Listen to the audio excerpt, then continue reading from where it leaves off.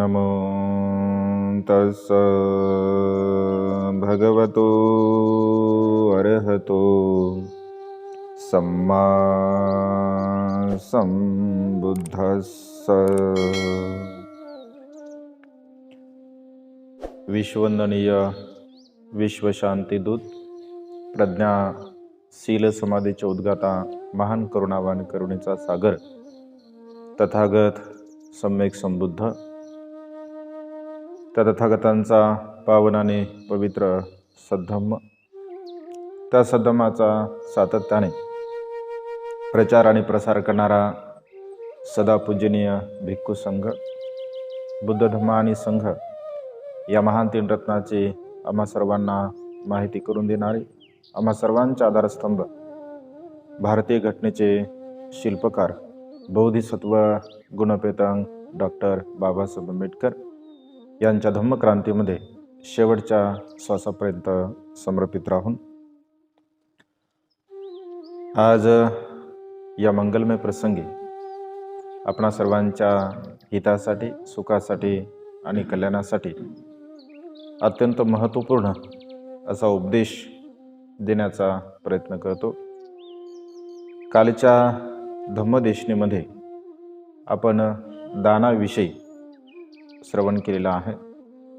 दान किती प्रकारचे आहेत, दान कोणाकोणाला दिलं पाहिजे, दान देण्यासाठी कोणत्या गोष्टींची आवश्यकता आहे आणि श्रेष्ठ दान कोणाला दिलं पाहिजे आणि त्याचं पुण्य आपल्याला कशा प्रकारे प्राप्त होत असते, हा जो उपदेश आहे तर कालच्या धम्मदेशनेमध्ये आपण जे श्रवण केलेलं आहे, परंतु काल थोडी तांत्रिक अडचण असल्यामुळे उपदेश तो अर्धवट आपल्याला श्रवण करायला मिळाला, ऐकायला मिळाला।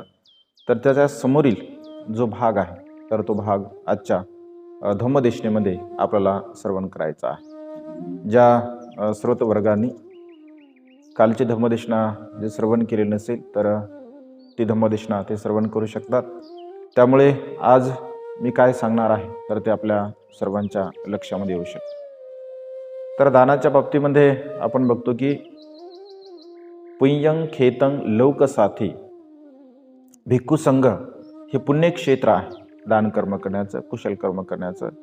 कारण भिक्खू संघ जो त्याग करत असतो, त्यांचं जे समर्पण असते, परिवाराचा त्याग, परिवाराचा समर्पण, आपल्या सर्व प्रकारच्या सुखाचं समर्पण हे अत्यंत महत्त्वपूर्ण आहे आणि त्यामुळे भिक्खू संघ हे श्रेष्ठ आणि उत्तम असं एक पुण्यक्षेत्र आहे असं भगवंतांनी म्हटलं आहे। त्यामुळे भिक्खू संघाला दिलेलं जे काही दान आहे आणि जे दान कर्म करत असताना आपण एक गोष्ट लक्षामध्ये नेहमी घेतली पाहिजे की भिक्खू संघाची जी व्याख्या आहे ती भिक्खू संघाची व्याख्या करत असताना आपण म्हणत असतो एच संघा अतीताच, एच संघा अनागता, पचुपन्नाच ए संघा अहं वंदामी संपदा। म्हणजे भूतकाळामध्ये जो संघ होऊन गेला, ज्या संघामध्ये भगवंत होते, ज्या संघामध्ये सारिपुत्त होते, महामग्गलन होते, आनंद होते, अनिरुद्ध होते, उपाली होते, अशा प्रकारे पटाचारा भिक्खुनी होती, ऐक नाही, खेमा भिक्खुनी होती, प्रजापती गौतमी होती, यशोधरा होती। म्हणजे अशा प्रकारच्या महान जो भिक्खू संघ होता, भिक्खुनी संघ होता, तर त्या संघाला मी दान करत आहे। वर्तमान काळामध्ये जो पूजनीय भिक्खू संघ आहे, जो की श्रोतापन्न, सकृतागामी, अनागामी, अरहंत या मार्गावरती अरूढ आहे, भविष्यामध्ये जो उत्पन्न होणारा भिक्खू संघ असेल तर तोही भिक्खू संघ आहे। म्हणजे भूत, भविष्य आणि वर्तमान या तीनही काळातील भिक्खू संघांना उद्देशून आपण दान कर्म केलं पाहिजे। आणि दान कर्म करत असताना जी भावना आहे तर ती व्यापक भावना, एक विशाल भावना आपल्या चित्तामध्ये आपण निर्माण केली पाहिजे। आणि मी संघाला दान करत आहे, मी संघाला उद्देशून दान कर्म करत आहे, अशा प्रकारची एक मनाची भावना आपण निर्माण केली पाहिजे आणि त्या अवस्थेला अनुसरून आपण दान कर्म करण्याचा प्रयत्न केला पाहिजे। भगवंत असे म्हणतात की आज घडीला बघतो आपण की असंख्य उपासक असतील, उपासिका असतील, असं धर्माचं काम करत आहे, धम्माचं काम करतात, धम्माचा प्रचार करतात, प्रसार करतात, धम्मामध्ये असणाऱ्या ज्या विधी असतील तर त्या विधीसुद्धा ते लावतात. परंतु ज्याप्रमाणे भिक्षूंना म्हणजे दान दिलं जातं तर अगदी तशाच प्रकारे त्यांनासुद्धा लोक दान करत असतात. परंतु मला इथे म्हणजे सांगायची गोष्ट आहे की अशा प्रकारचं ग्रस्तांना जेव्हा आपण दान करत असतो किंवा ग्रस्तांना आपण दान देत असतो तर त्याचं विशेष काही असं फळ लाभत नाही आहे. अनेक लोक धम्माचा उपदेश करत असताना, धम्माचा प्रचार आणि प्रसार करत असताना म्हणजे त्यांना बोलवलं जातं. चांगल्या प्रकारचा त्यांचा अभ्यास आहे, धम्मावरती स्टडी आहे, बाबासाहेबांवरती स्टडी आहे आणि त्यामुळे खूप चांगल्या प्रकारचं ते बोलू शकतात. परंतु अलीकडच्या काळामध्ये अनेक लोकांनी बोलणे हा व्यवसाय केलेला आहे. अनेक लोकांनी बोलणे हा व्यवसाय केला आहे, विधी करणे हा व्यवसाय केला आहे आणि त्यामुळे अशा प्रकारचं जे कर्म आहे अनेक लोकांची फी ठरलेली आहे. 5,000 रुपये, 10,000 रुपये, 20,000 रुपये, अगदी काही लोक 50,000 रुपये सुद्धा म्हणजे गोरगरिबाकडून तो पैसा घेत असतात.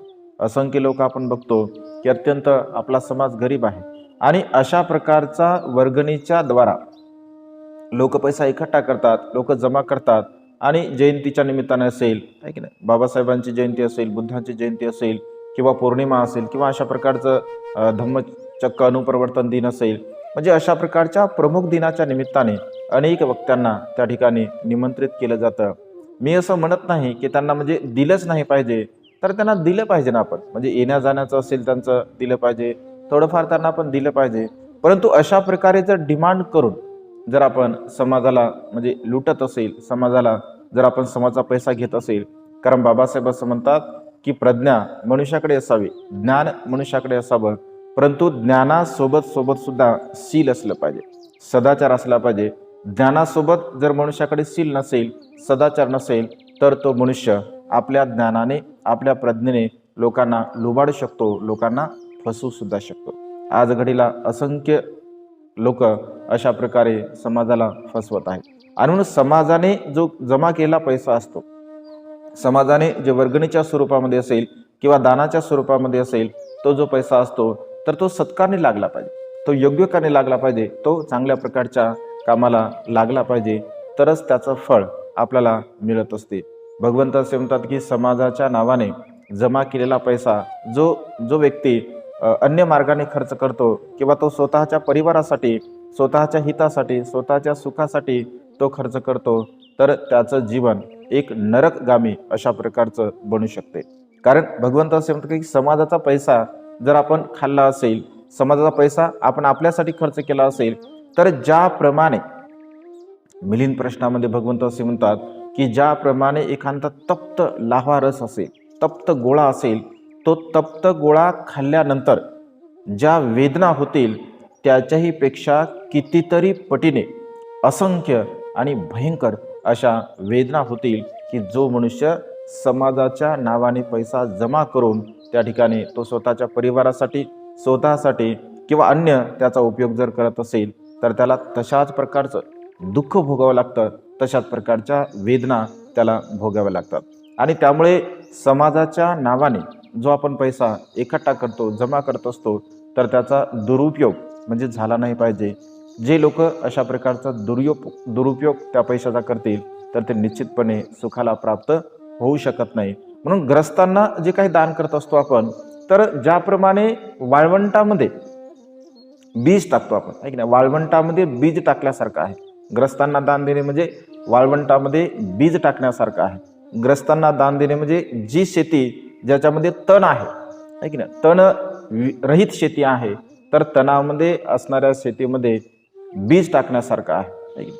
त्यामुळे अशा प्रकारचं दान देत असताना आपण थोडा विचार केला पाहिजे आणि घेणाऱ्या व्यक्तीने सुद्धा असा विचार केला पाहिजे की एक समाजाचं ऋण म्हणून आपण लोकांना उपदेश करतो, लोकांच्या पूजाविधी करतो किंवा लोकांकडे अशा प्रकारचे कार्यक्रम करतो, परंतु त्याच्या मोबदला म्हणून जर अशा प्रकारचा पैसा लोक घेत असतील, अनेक लोक भिक्षूंना टाळून सुद्धा, आहे की नाही, भिक्षूंना टाळून सुद्धा त्या ठिकाणी कार्यक्रम करतात. असं म्हणतात की भिक्षूंचा कशाला पाहिजे, भिक्षूंनी कार्यक्रम करायला पाहिजे नाही, भिक्षूंनी त्या ठिकाणी यायला नाही पाहिजे, भिक्षूंनी ध्यान मनन चिंतन केलं पाहिजे, आपल्या स्वतःचा उद्धार केला पाहिजे.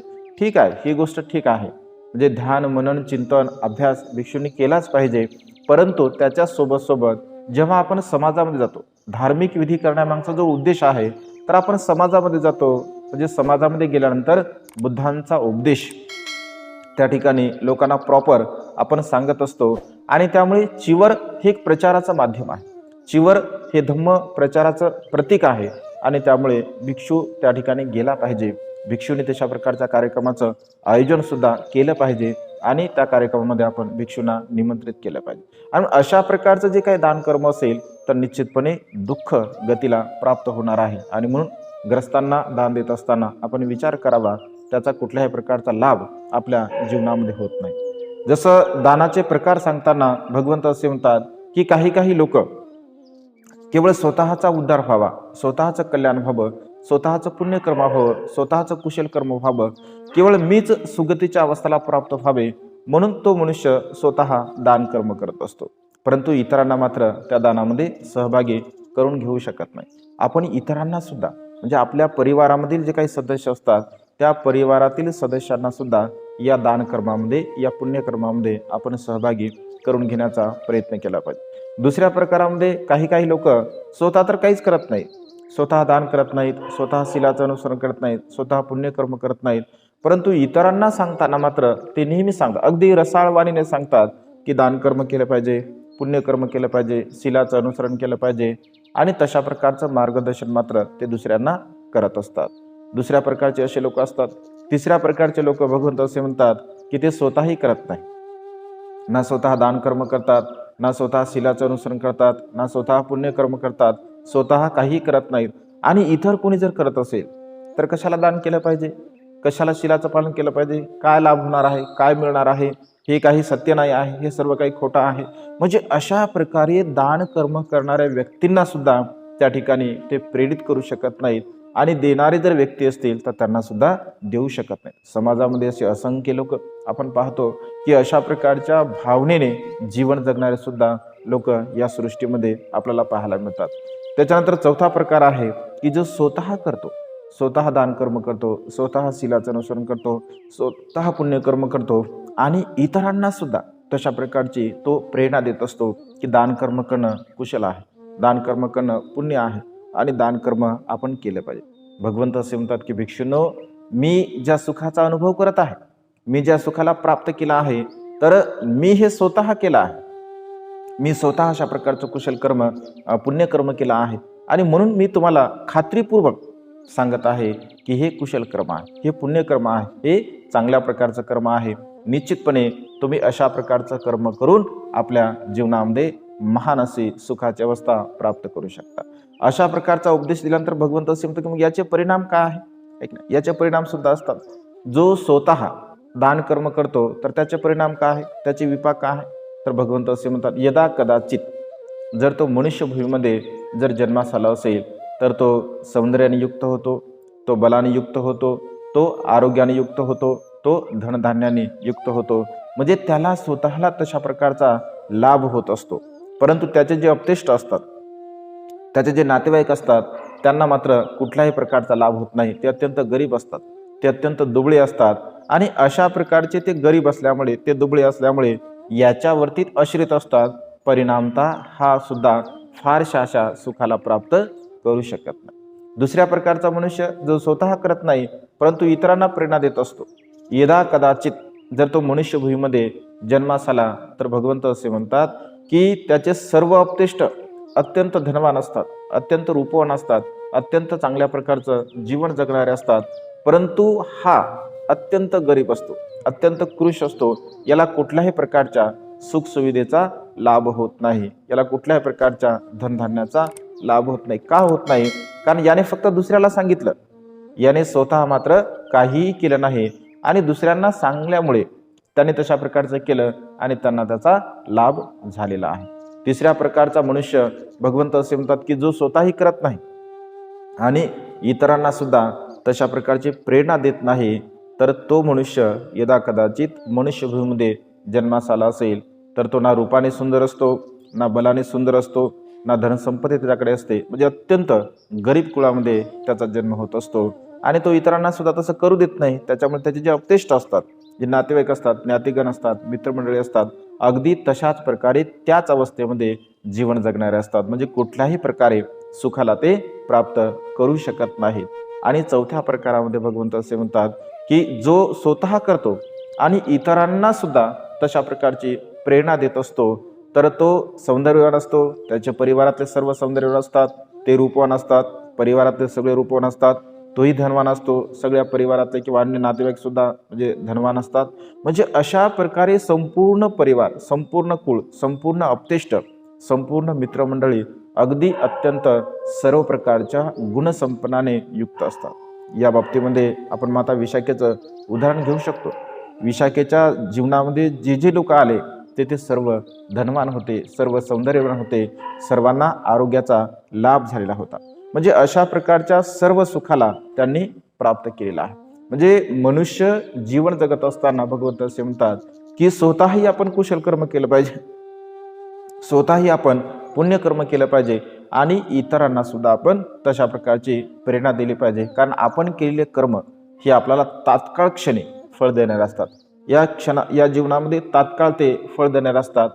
कालच्या भागामध्ये आपण बघितलं की दिठ्ठ धम्म वेदनीय कर्म जे तात्काळ फळ देणारं कर्म आहे. त्याच्यानंतर उपपज्य वेदनीय कर्म जे काही वेळेनंतर फळ देणार आहे.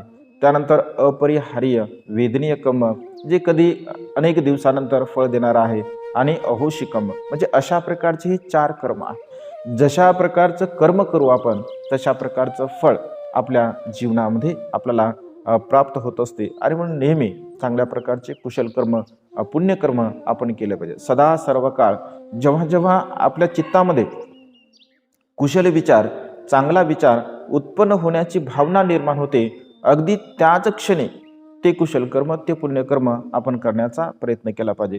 आपल्या क्षणामध्ये विचार उत्पन्न झाला आणि आपण जर दिरंगाई करत असेल, आपण जर वेळ करत असेल, तर त्या ठिकाणी त्याचा विशेष लाभ आपल्याला होत नाही. भगवंताच्या काळामध्ये एक छोटंसं असं उदाहरण आहे की तात्काळ क्षणी आपण आपल्या जीवनामध्ये उपदेश केला पाहिजे असं भगवंताने म्हटलं आहे. तात्काळ क्षणी आपण त्याला जाणलं पाहिजे, आपण समजून घेतलं पाहिजे. जेव्हा जेव्हा आपल्या चित्तामध्ये भावना उत्पन्न होत असते तेव्हा तेव्हा आपण दानकर्म करण्याचा प्रयत्न केला पाहिजे. एक वेळचा प्रसंग आहे. भगवंत श्रावस्तीमध्ये वास्तव्य करत असताना आपण बघतो की पूर्वीच्या काळामध्ये देशना जो आहे तर रात्रंदिवस अशा प्रकारची देशना होत असते. अनेक उदाहरणं, अनेक प्रसंग आपल्याला बौद्ध साहित्यामध्ये पाहायला मिळतील की भगवंत रात्रभर अशी धम्मदेशना देत असत.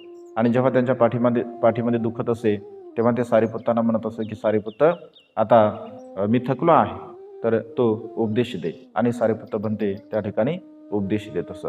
तर भगवंत जेव्हा उपदेश देण्यासाठी श्रावस्तीमध्ये एक वेळचा प्रसंग असतात, तर एक अत्यंत गरीब, अत्यंत अंकिंचन असं कुटुंब असते असं म्हटलं आहे. आणि धम्मदेशना श्रवण करण्यासाठी मग पतीपत्नींची इच्छा सुद्धा असते, कारण ते अत्यंत धार्मिक असतात. आणि ते एवढे गरीब असतात की त्यांच्याकडे केवळ एक साटक असते असं म्हटलं आहे. म्हणजे साटक म्हणजे चादर, पूर्वीच्या काळामध्ये साटक त्याला म्हटलं आहे. तर एक चादर असते. आणि मग पूर्वीच्या काळामध्ये म्हणजे धम्मदेशना श्रवण करण्यासाठी अंगावरती घेण्यासाठी म्हणा किंवा खाली बसण्यासाठी म्हणा, तर ते चादरांचा उपयोग करत असत. मग तो आपल्या पत्नीला म्हणतो की तो दुपारच्या प्रहरी धम्मदेशना श्रवण करण्यासाठी जा, मी संध्याकाळच्या प्रहरी धम्मदेशना श्रवण करण्यासाठी जातो. पत्नी सकाळच्या प्रहरी म्हणजे दुपारी धम्मदेशना श्रवण करण्यासाठी जाते आणि हा संध्याकाळी धम्मदेशना श्रवण करण्यासाठी जात असतो. जेव्हा हा धम्मदेशना श्रवण करण्यासाठी जातो, बुद्ध असतात. बुद्ध जाणतात की आज कोण श्रोतापन्न अवस्थेला प्राप्त होणार आहे, कोण धम्माला जाणणार आहे, कोण धम्माला आज समजून घेणार आहे. आणि त्याला उद्देशून भगवंत उपदेश करतात. तो बाजूला बसलेला असतो. त्यानंतर भगवंत दानकथा सांगतात, शील कथा सांगतात, स्वर्गकथा, नरककथा, त्याच्यानंतर दानाचे काय फायदे होतात, दानाचे काय तोटे होतात, अकुशल कर्म केल्यामुळे मनुष्य कशा प्रकारे दुःखाला प्राप्त होतो, कुशल कर्म केल्यामुळे मनुष्य कशा प्रकारे सुखाला प्राप्त होतो, वासनेचे काय दुष्परिणाम आहे, वासनेच्या आहारी गेल्यानंतर मनुष्याला कशा प्रकारचं दुःख भोगावं लागतं, या सर्व प्रकारच्या विषयावरती भगवंत उपदेश करत असतात. आणि त्याचं मन अत्यंत प्रसन्न होते, अत्यंत प्रमुदित होते, अत्यंत आनंदी होते. कारण भगवंत अनेक प्रकारच्या दानाच्या कथा त्या ठिकाणी सांगत असतात। एका क्षणामध्ये त्याच्या चित्तामध्ये भाव उत्पन्न होतो की अरे या क्षणी आपण भगवंताला काहीतरी दान केलं पाहिजे, दान कर्म केलं पाहिजे, अशा प्रकारची भावना त्याच्या चित्तामध्ये उत्पन्न होते। आणि मग तो विचार करतो की आता या क्षणी आपण काय दान करू शकतो, या क्षणी आपल्याकडे आता दान देण्यासारखं का आहे। आणि असा विचार करत असताना त्याला लगेच आठवतं की आपल्याकडे तर एक साटक आहे, ही चादरी आहे, ही चादरी आपण भगवंताला दान केली पाहिजे। असा विचार आल्यानंतर लगेच लोभचित्त त्याच्या चित्तामध्ये उत्पन्न होते आणि तो म्हणतो की अरे माझ्याकडे तर एकच चादर आहे आणि मी जर ही चादर भगवंताला जर दान केली तर मग माझ्याकडे काहीच राहणार नाही। दुसरी गोष्ट, मी तर पत्नीला विचारलं सुद्धा नाही आहे आणि आपण तिला न विचारता हे दानकर्म करणं काही उचित नाही आहे आणि त्या ठिकाणी तो दानकर्म करण्याचा विचार थांबवतो। पुन्हा एक प्रहर तसाच निघून जातो, दुसऱ्या प्रहरी सुद्धा त्याला तसंच वाटतं की आपण हे दानकर्म करावं। पुन्हा दुसऱ्यांदा तसाच विचार येतो की हे जर दानकर्म केलं तर आपली पत्नी काय म्हणेल, आपल्याकडे काहीच राहणार नाही। त्या विचारामध्ये तोही प्रहर निघून जातो। तिसऱ्या प्रहारामध्ये सुद्धा तशाच प्रकारचं त्याच्या चित्तामध्ये उत्पन्न होतं की दान केलं पाहिजे। पुन्हा लोभचित्त उत्पन्न होते, ते चित्त म्हणते की नाही केलं पाहिजे। तिसराही प्रहर तसाच निघून जातो। पुन्हा चौथ्या प्रहारामध्ये सुद्धा त्याला तसंच वाटतं की अरे आपण भगवंताला हे दानकर्म केलं पाहिजे।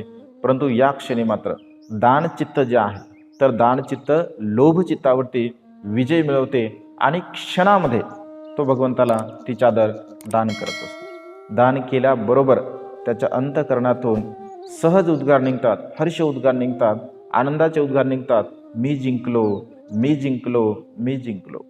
असं म्हटल्याबरोबर राजा प्रसेनजित, माता विशाखा, अनाथपिंडक त्या धर्मसभेमध्ये बसलेले असतात। राजा म्हणतो की महाराज, हा रात्रभर धम्मदेशना श्रवण करून वेडा तर नाही झाला, हा विक्षिप्त तर नाही झाला आहे भगवान, अशा प्रकारचं हा ओरडत आहे। तेव्हा भगवंत असे म्हणतात की राजन, हा विक्षिप्त नाही झाला आहे, हा वेडा नाही झाला आहे। याने जे युद्ध केलं आहे, याने जे युद्ध केलं आहे ते युद्ध याने जिंकलेलं आहे। राजा म्हणतो की भगवान, याने कोणतं युद्ध केलं आहे? इथे तर धम्मदेशना श्रवण आपण करत आहोत, मग याने युद्ध कोणतं केलं आहे? तेव्हा भगवंत स्पष्टीकरण करताना म्हणतात की राजन, पहिल्या प्रहारापासून ते चौथ्या प्रहारापर्यंत दानचित्त आणि लोभचित्त या दोघांमध्ये याचं युद्ध होतं। दानचित्त म्हणत होतं की दान केलं पाहिजे, लोभचित्त म्हणत होतं की नाही केलं पाहिजे। म्हणजे अशा प्रकारे पहिल्या प्रहारापासून ते चौथ्या प्रहारापर्यंत हा युद्ध करत होता दानासोबत। म्हणजे दानचित्त आणि लोभचित्त या दोघांचं युद्ध चालू होतं आणि या युद्धामध्ये दानचित्त हे जिंकलेलं आहे। राजा म्हणतो की भगवान असं आहे का? भगवंत असे म्हणतात की होय राजन, असंच आहे। दान समान युद्ध, म्हणजे दान कर्म करणे हे युद्धासमान आहे। ज्याप्रमाणे युद्ध करण्यासाठी जशी तयारी करावी लागते, अगदी तशाच प्रकारे दान कर्म करण्यासाठी सुद्धा आपल्या मनाची, अंतर्मनाची, आपल्या चेतनेची तशा प्रकारे तयारी करावी लागते। जर तशा प्रकारची तयारी जर आपण करत असेल तरच खऱ्या अर्थाने आपण दानकर्म करू शकतो, अन्यथा आपण दानकर्म करू शकत नाही। राजा अत्यंत प्रसन्न होतो, अत्यंत आनंदी होतो। तो म्हणतो की भगवान किती दुर्लभ आहे, भगवान किती कठीण आहे, भगवान याच्याकडे एकच साटक आहे।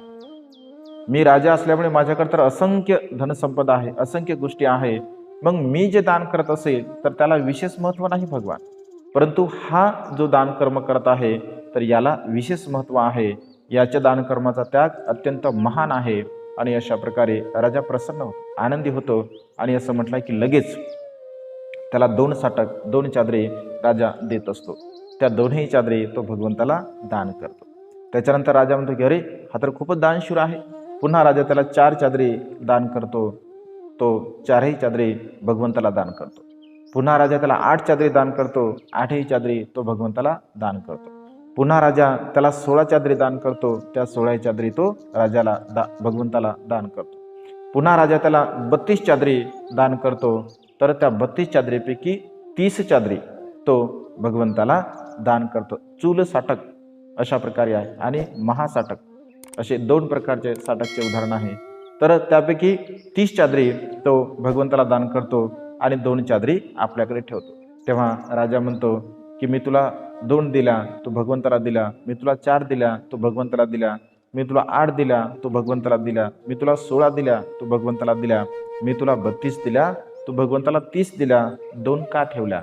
तेव्हा तो म्हणतो की राजन, एक चादर, एक साटक जो आहे, तर त्या साटकाचा मी माझ्या घरी चांगल्या प्रकारचं एक सुंदर असं आसन बनवेल, जेणेकरून भगवंत किंवा भगवंताच्या संघातील एखादे भिक्षू माझ्या घरी जेव्हा जेव्हा भोजनासाठी पिंडपातासाठी येतील तेव्हा तेव्हा त्यांच्यासाठी हे आसन मी तयार करून ठेवेल. आणि एक साटक माझी पत्नी असेल किंवा मी असेल, जेव्हा जेव्हा धम्मदेशना श्रवण करण्यासाठी आम्ही येऊ तेव्हा तेव्हा ही चादरी आम्हाला त्याचा उपयोग होईल. राजा अत्यंत साधुकार देतो आणि तो अत्यंत प्रसन्न होत असतो. एवढंच नव्हे, असं म्हटलं आहे की त्याला त्या ठिकाणी राजा म्हणजे 32 घोडे देतो, 32 हत्ती देतो, 32 त्याला गावे देतो. म्हणजे अशा प्रकारे त्याला विपुल धनसंपदा 32 प्रकारच्या सर्व गोष्टी त्याला राजा देत असतो आणि त्याला श्रेष्ठी म्हणून घोषित करत असतो. म्हणजे एक साटक ब्राह्मण अत्यंत दरिद्री अवस्थेमधून एका श्रेष्ठी पदाला प्राप्त होत असतो. कशामुळे? दिठ्ठ धम्म वेदनीय कर्म, म्हणजे तात्काळ क्षणी जे कर्म केलेलं आहे. आता आपण इथे आपल्या चित्तामध्ये अशी भावना उत्पन्न होऊ शकते की साधी एक चादरी तर त्याने दान केली, परंतु त्या दानामागची जी चेतना होती किंवा त्या दानामागचा जो त्याग होता तो मात्र महान होता. आपल्याकडे विपुल धनसंपदा आहे, आपल्याकडे विपुल गोष्टी आहे आणि त्या विपुल गोष्टीमधून आपण थोडंसं जर दानकर्म करत असेल तर ते दानकर्म तर पुण्य होतच असते, परंतु आपल्याला विशेष परिणाम, विशेष प्रभाव त्याचा पडत नाही. कारण आपल्याकडे भरपूर आहे आणि भरपूर म्हणलं जर आपण थोडंसं दिलं तर विशेष असं काही होत नाही. परंतु ज्याच्याकडे काहीच नाही आहे, ज्याच्याकडे अगदी थोडंसंच आहे आणि ज्याच्याकडे थोडंसंच असलेलं तोच जर संपूर्ण देत असेल किंवा सर्वच देत असेल, म्हणजे स्वतःसाठी तो काही ठेवत नसेल, तिथे स्वतःच्या सुखाची, स्वतःच्या इच्छेची म्हणजे कुठल्याही प्रकारची भावना नसते. म्हणजे देण्याची जी चेतना असते ती अत्यंत महत्त्वपूर्ण आहे. आणि म्हणून दान कर्म करत असताना आपली चेतना ही अत्यंत महत्त्वपूर्ण आहे.